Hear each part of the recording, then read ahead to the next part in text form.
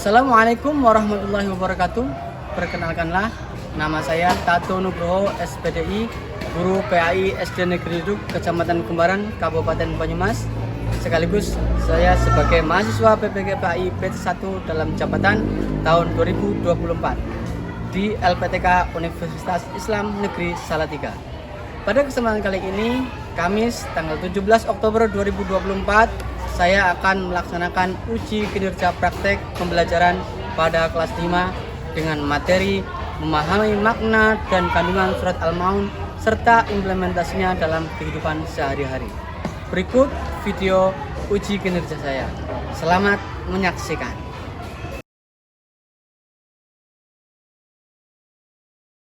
Assalamualaikum warahmatullahi wabarakatuh. Waalaikumsalam warahmatullahi wabarakatuh. Bagaimana kabar hari ini, anak-anak? Alhamdulillah, luar biasa. Allahu Akbar. Bertemu lagi dengan Pak Guru dalam pelajaran agama. Pada kesempatan kali ini kita akan belajar menyayangi anak yatim. Tapi sebelumnya, seperti biasa, berdoa terlebih dahulu. Pada aku ya, dipersilakan.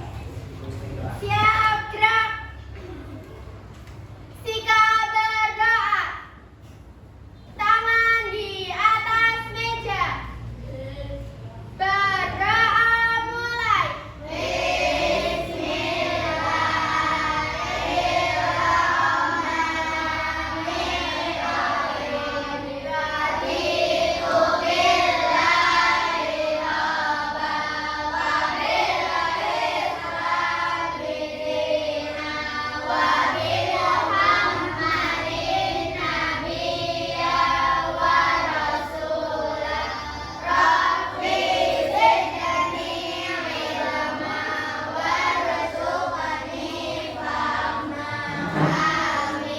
Surat Al-Maun.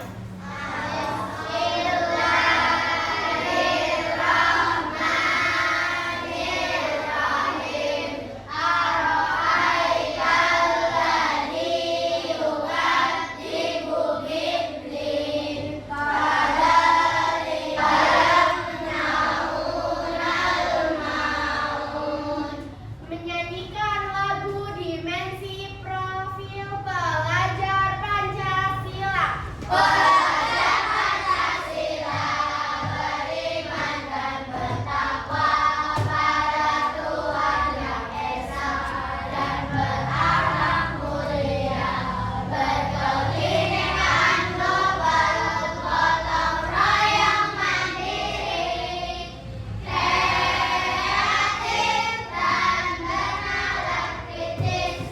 Menyanyikan lagu dari Sabang sampai Merauke. Dari Sabang sampai Merauke, bersejauh pulau-pulau, sambung menyambung menjadi satu, menjunjung tanah airku Indonesia. Memberi salam. Assalamualaikum warahmatullahi wabarakatuh. Waalaikumsalam warahmatullahi wabarakatuh. Sebelum Pak absen, ya perhatikan aturan pembelajarannya ya. Yang pertama, nanti tidak boleh telat ketika mengerjakan proyeknya. Yang kedua, mengangkat tangan saat bertanya. Yang ketiga, tidak memotong pembicaraan. Ingat aturannya ya. Oke, sebelum mulai, Pak Guru absen terlebih dahulu. Adil Akmal, Afan, Bagus, Bilal, Dela, Lukman, Abida, Kuya, Ryan, Revi, Zahira, Hamzah. Alhamdulillah semuanya.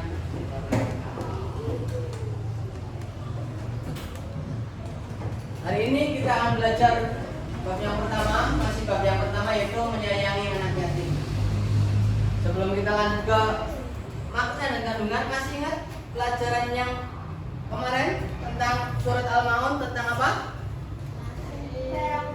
Ya, tentang membaca dan mengartikan surat Al-Maun. Masih ingat Al-Maun artinya apa? Artinya masih ingat ayat yang keempat? Bunyinya ini. Fawailul lil musallin. Apa artinya? Oke. Nah, hari ini kita akan belajar makna dan kandungan surat Al-Maun serta implementasinya dalam kehidupan sehari-hari. Sebelumnya perhatikan gambar berikut. Ada gambar apa ya ini ya? Gambar apa yuk? Apa kan? Gambar apa ini? Membagikan pakaian kepada anak yatim. Adapun tujuan pembelajarannya, yang pertama adalah peserta didik dapat membaca surat Al-Maun dengan makharijul huruf yang benar.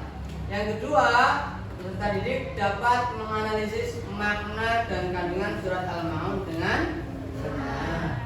Yang ketiga, peserta didik dapat mengimplementasikan surat Al-Maun dalam kehidupan sehari-hari. Itu tujuan pembelajarannya.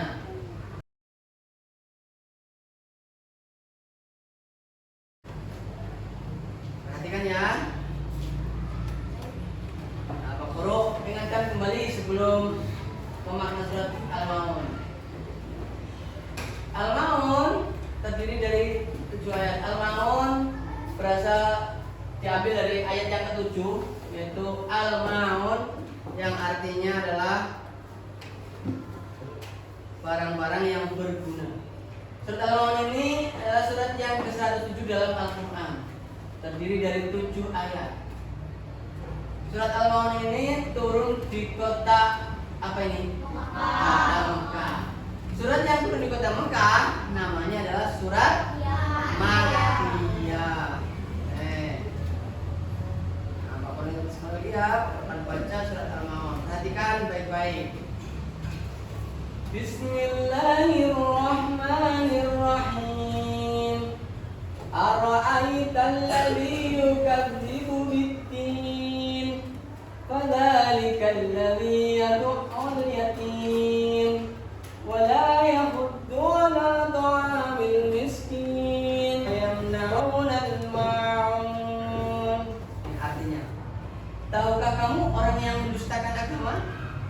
Jawabannya ada di ayat yang kedua. Siapa orang yang mendustakan agama? Itulah orang yang menghardik anak yatim dan tidak menganjurkan memberi makan orang. Karena pelajaran yang kemarin tentang membaca dan mengartikan ingat. Yang selanjutnya kita akan belajar asbabun nuzulnya. Dari makna ini ada sebab-sebabnya Al-Maun turun. Sebabnya yang pertama pada ayat 1 dan 3.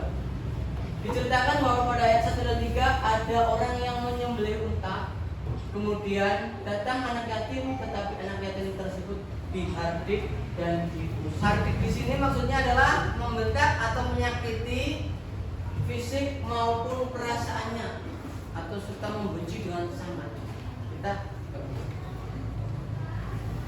terus orang yang mendustakan agama yang kedua yaitu di ayat yang ketiganya, kita juga tidak boleh berdusta atau berbohong.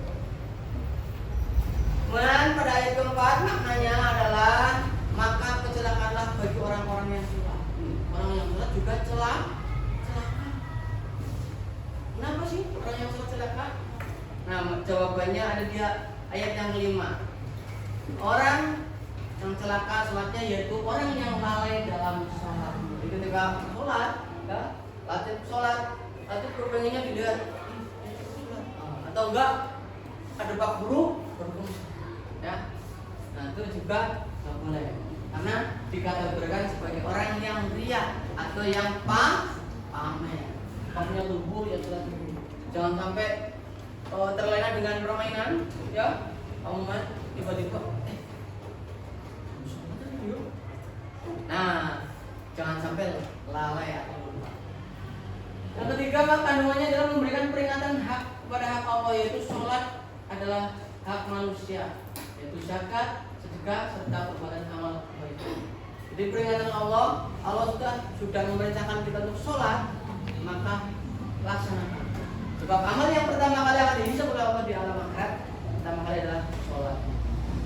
Begitu juga hak manusia, itu kita memiliki kelebihan berzakat, bersedekah, serta berbuat amal.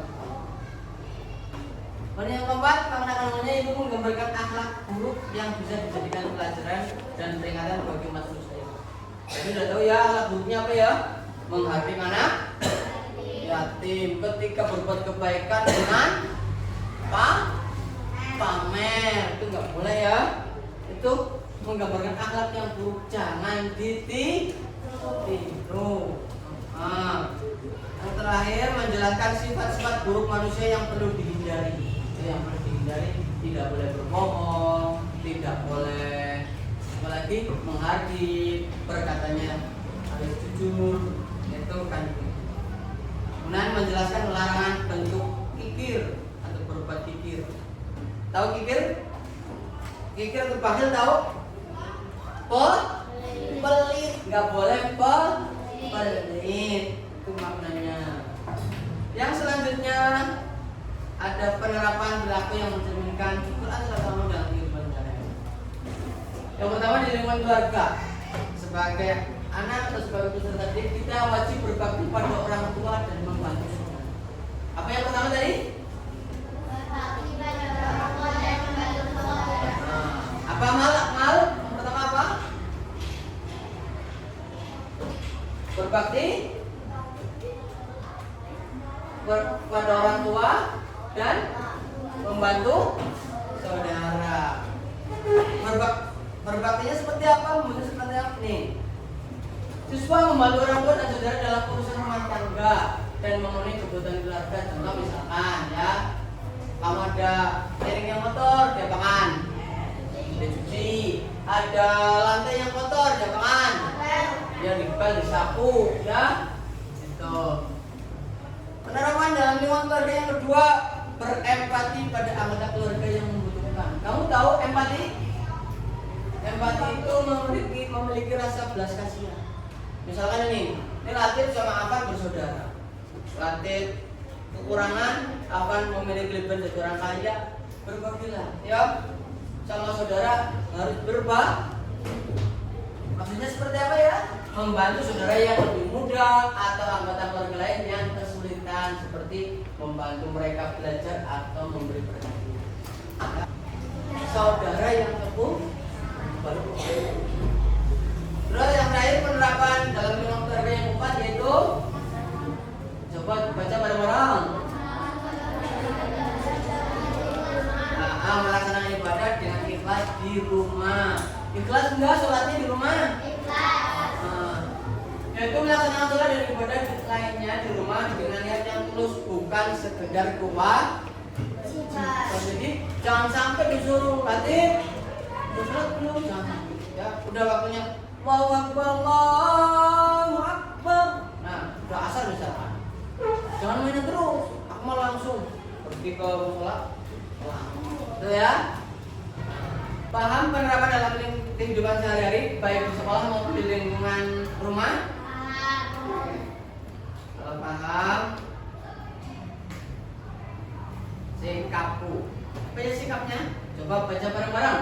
Aku peduli pada orang lain. Mulailah berusaha peduli terhadap orang. Belum menguasai tugas. Coba pertanyaannya. Satu, tadi di lingkungan keluarga, contohnya harus bagaimana? Berbakti pada orang tua. Pinter, berbakti kepada kedua orang tua. Kalau di lingkungan sekolah, contohnya apa?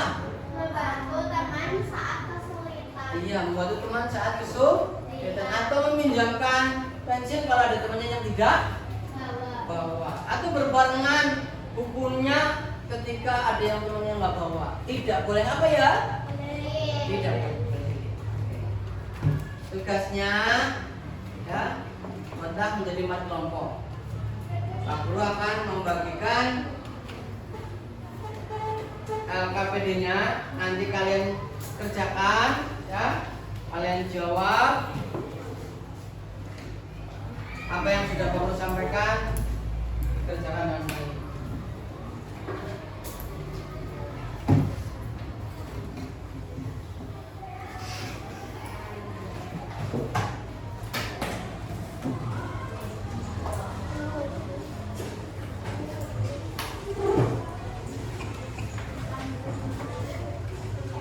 Jawabannya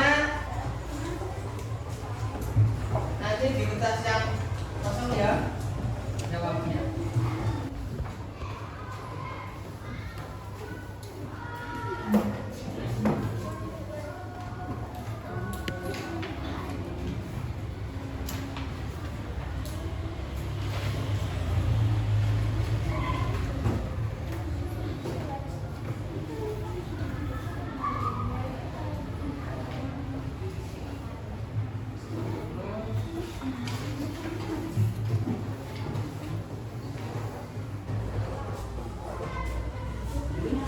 Ininya nanti ya.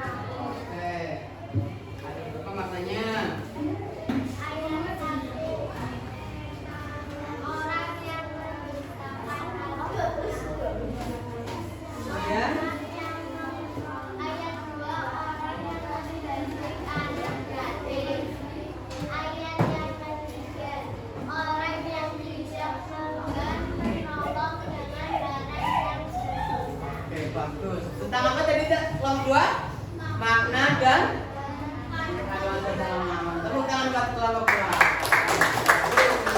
Assalamualaikum warahmatullahi wabarakatuh. Waalaikumsalam warahmatullahi wabarakatuh. Selanjutnya kelompok berapa? Kelompok 3. Oke, silakan kelompok 3. Oke, terus yang kedua pada ayat berapa? Ayat 4 sampai 7. Ya, sekarang Assalamualaikum warahmatullahi wabarakatuh. Waalaikumsalam warahmatullahi wabarakatuh. Nah, setiap ketua kelompoknya maju ke depan dan membawa hasil diskusinya masing-masing. Kita lihat hasilnya. Ini adalah hasil kerja kelompok kalian. Sudah benar semuanya? Nih, di lingkungan keluarga ada 1, 2, 3, 4, langsung juga ada 4. Kemudian konsep tentang makna dan kandungan surat Al-Ma'un. Betul ya? Betul. Yang ketiga tentang surat Al-Ma'un ada berapa surat itu? 7. Ada 7.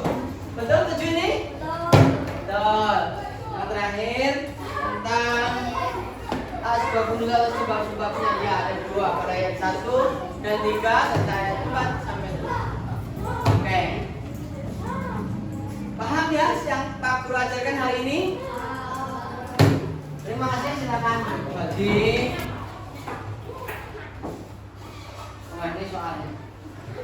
Oke, untuk evaluasinya. Ya, itu bolak-balik ya.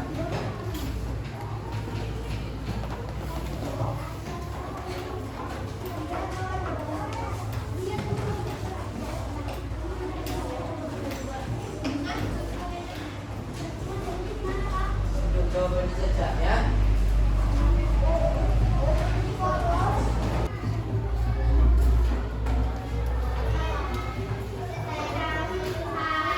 Selesai?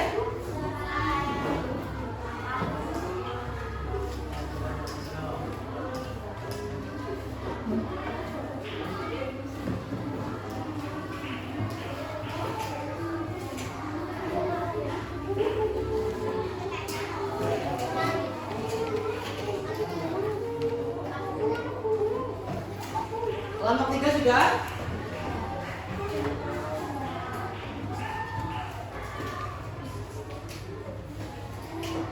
Yang sudah silakan dikumpulkan.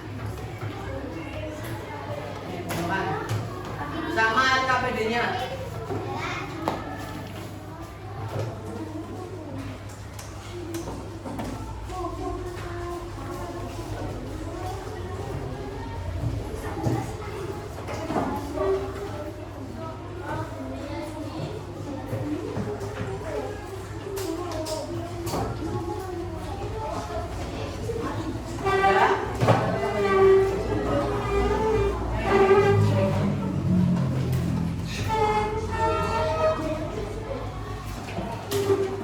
Yang dikumpulkan yang evaluasinya sama LKPD-nya.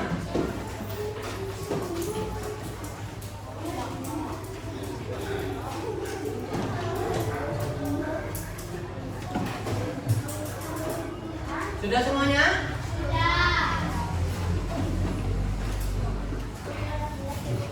Terima kasih.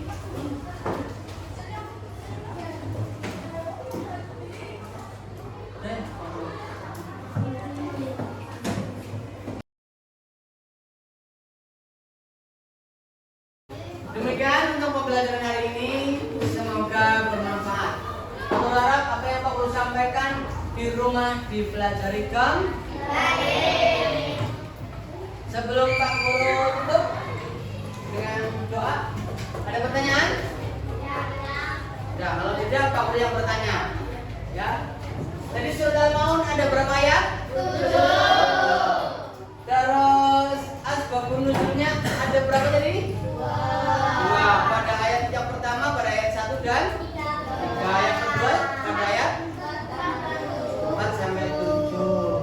Kemudian yang ketiga yaitu tentang makna dan kandungan surat Al-Maun. Maknanya ada dua, yaitu yang pertama orang yang menghadirkan anak yatim. Ada berapa orang yang menghadirkan anak yatim tadi ya? Ada. Berapa? 3 atau 2? Orang yang menghadirkan anak yatim ada? Ada 2. Ya. Terus orang yang celaka dalam sholatnya ada berapa tadi? Yang celaka dalam sholatnya itu ada berapa? Ini nih, ada berapa coba? Ada berapa? 3. Iya, orang yang celaka dalam sholatnya ada 3. Coba sebutkan satu saja orang yang celaka dalam sholatnya. Orang yang berbuat ria. Oke, orang yang berbuat ria. Apabila berbuat ria ya. Yang terakhir, penerapan dalam kehidupan sehari-hari tadi ada berapa? Ada berapa? Ada 2 di lingkungan sekolah dan di lingkungan keluarga. Coba di lingkungan sekolah contohnya apa? Ya, membantu teman yang membutuhkan. Kalau dalam lingkungan keluarga, berbakti pada orang tua dan membantu saudara. alhamdulillah paham semua. Terima kasih. Marilah kita tutup pembelajaran hari ini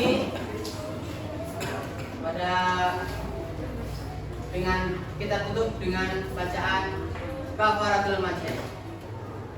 Ya? Oke. Berdoa mulai.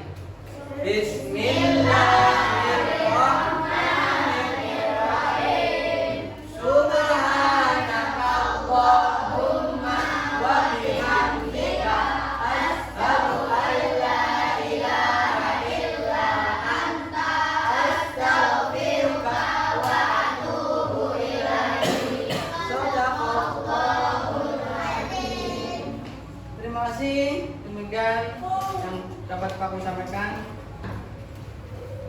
Assalamualaikum warahmatullahi wabarakatuh.